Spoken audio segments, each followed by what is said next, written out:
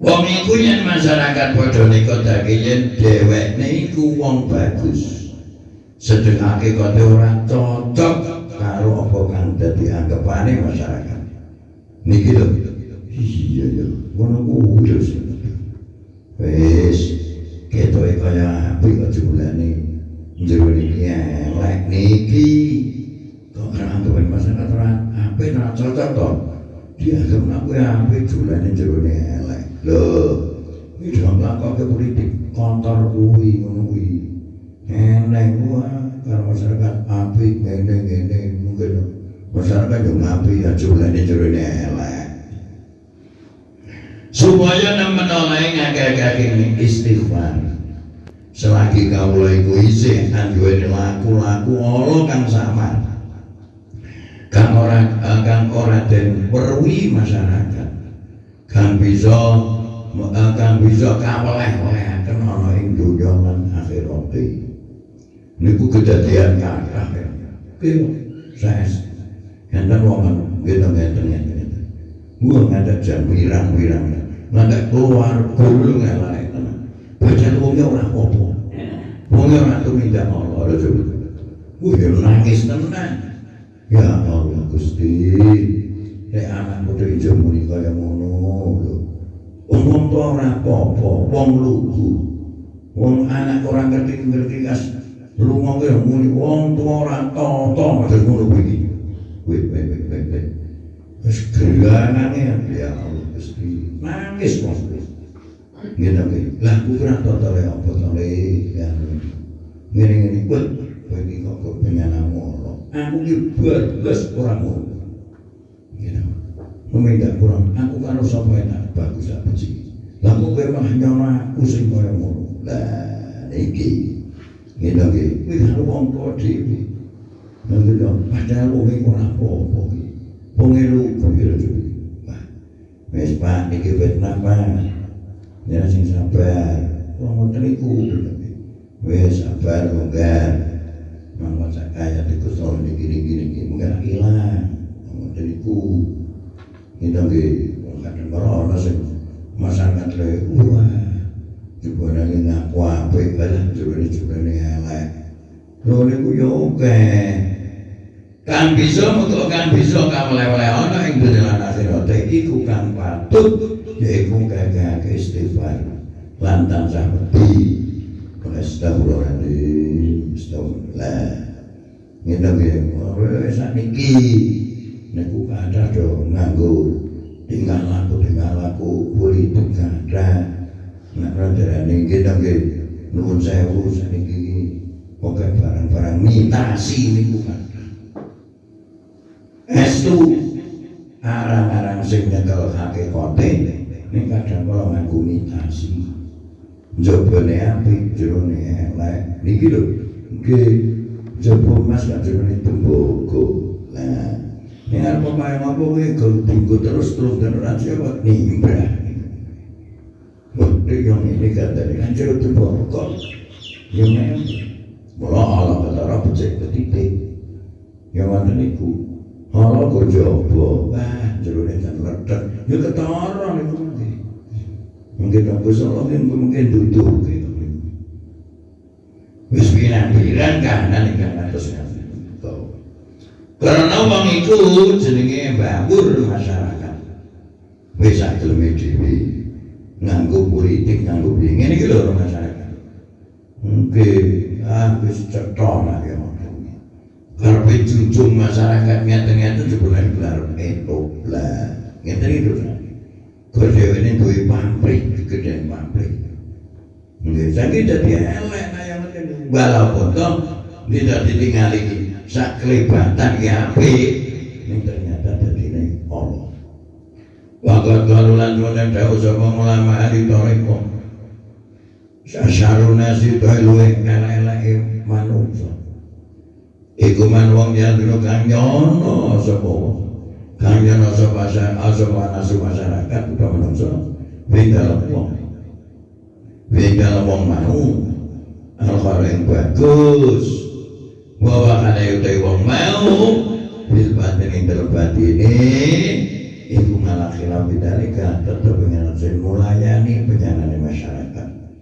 Jumlahnya apik niku masyarakat lenyono tiyang ini. Jumlahnya jroning Suraya. Apa? Elek.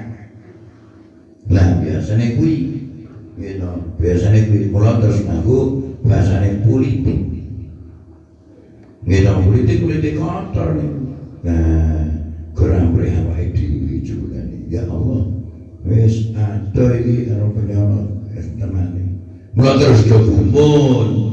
Kabeh niku karo ngono kae masyaallah. Nah, ngeten iki. Baida takala monggo ten kalane gawe bekerti sapa wong. Bimanglan bareng lenap kang nyono iman sapa ana masyarakat. Ing dalem wong kana monggo ana laut iku laut tetepate wong hukmun utawa apa hukmun hukum akharun kang meneh utawa liya wis kudu nganggo hukum liya nek ngono kuwi oh senengane kok ngene Suraya karo keyakinan manusia akharun kang meneh wa inna min syatil kamil maka sedene kok tetep setengah saking syarate wong kang sampurna. Bersama kaya syahadanya tadi ngali semua kamil kamal awing sampurane kamil iki ning apik ngono kuwi goleki piye cara-cara awake dadi duwe sifat kasampurnan karepe ngono lho ngono kuwi bapak dhewe amane urung iso engkan sampurna nyedhaki mawon wis apik mulai jauh kekurangane kekeliruane mula jenengan mula nak menawa dilingki karo wong liya mbok kuwi anak mbok kuwi bojo mbok tangga dilingki ditampa ora sakale gampang mabrak terus ini iki sing iso dadekke tambah gedhe iki mula sarate mriki wong sing kang sawraya sadar gampang ngerti sampurna manungsa iso ningali sampurnane manungsa lho hebat niku gitu cara kelahiran wirai gitu nah cara kebatinan cara panjenengan ngerti sifatnya gitu kau sifatnya Allah ngerti sifat kasampurnaan wana solen kekurangannya kami mangan kali kalau bisa bawa bareng ma'an kali bareng jadi kasampurnan kekurangan ini bareng menungso niku mulane aja kaget jenenge jagat ana awan ana bumi ana padang ana peteng ana susah ana bunga bisa nek menungso ana angel ana panjang ini ki karena ora iso nampa mune maya dibare terus angel suwe wae kuwi malah suku dan karo Gusti Allah ora adil ngono malah. Nggih, saya bisa mau murah kaya ngene lah. Masuk dan karo Gusti Allah sisa. Monggo berikut ini kaya sada amalan wanak suhu mangan kesampurnaan kekurangan Allah cara jenengan kita sedaya ngene wis karek nderek mawon wong Al-Qur'an sebelum ngene maune angel dadi barang kita terima ya memang angel itu yo bilangan nggih mayar terus bilangan lho lumayan bareng merasa kaget menungso karo panjenengan gampang kadang kalau gampang kadang kalau angel kadang kalau beneran kadang kalau ora beneran niki nggone menungso ngene mulo panjenengan nggih sisa ngene ngerteni ngono dong kabeh iki mulane yo tak liyo pian hadra bener sayen to harusnya mewei sapa kabeh ulang sampe bener siji minuman saking nama saking kasampurnan sudut nangis kurang jadi manusia tetap ono kelebihannya ono ini kekurangannya tetap ono kalau manusia lepas kuwi ono kelebihan ini ono kekurangan ini loh ini kan memang jidi-jidi pirang-pirang Nggih. Kelebihane delalah diparingi rezekine akeh. Nggih niku kelebihan iki. Niki ana kekurangane. Lah napa? Wah, nek beneran karo keluarga, ya bener duit nyah. Ini bareng karo orang keluarga terus wong lanang muni sakmuni ini. Nggih to, mun saya melarane ati. Nak burane barang saruhe diuneke. Lah, ngene iki manungsa. Manungsa aja nggih to, mun saya rasane kelebihan to. Sapa ae kelebihane ana kekurangane. Niku dadi nuwun sewu. Nggih to, wong lanang ya akeh kekurangane. Aja niku terus sempurna terus. Niku kita tertani ngoten iki. Bismillahirrahmanirrahim. Adam. Ada satrone atau mewah iso kamil bulan Jawa siji. Minume saking sampurna lan nakis.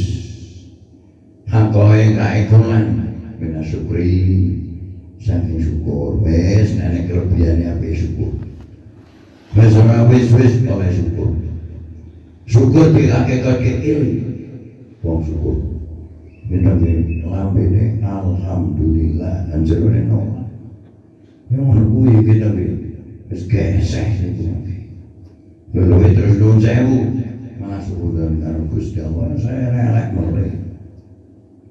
Nggih. Ada mudine wis ngoten nikah. Minuman ngarah. Amin dengan nakis lah suaran nakis apa yang saya pun mina syukri saking syukur wes disyukuri kenikmatan pirang-pirang soalnya nggak syukur itu sebenarnya malah tambah malah nikmat ini nak wes kita bersyukur dari syukur nggih soalnya bukan jenengan kudu kabeh wes disyukuri nak ningali zaman riyen wong terpaksa saniki niku kudune akeh syukure ngono wae kadang ana kurang iso nampa ora beneran sithik ya Allah medeni wong lho ngoten niku gitu ning apik akeh syukure wis istilah doir istighfari ngalir kita sama kayak kalih batin minangka dadi karo bali-bali wujude Allah niku karepe ngono kuwi. Jadi menurut ana sabar ya ana syukur ya jalani ini kunjungan dia derajat wali sing marilah nyuwun ngapura wa mata masalah gile langgeng sapa nagis saya namun sapa wong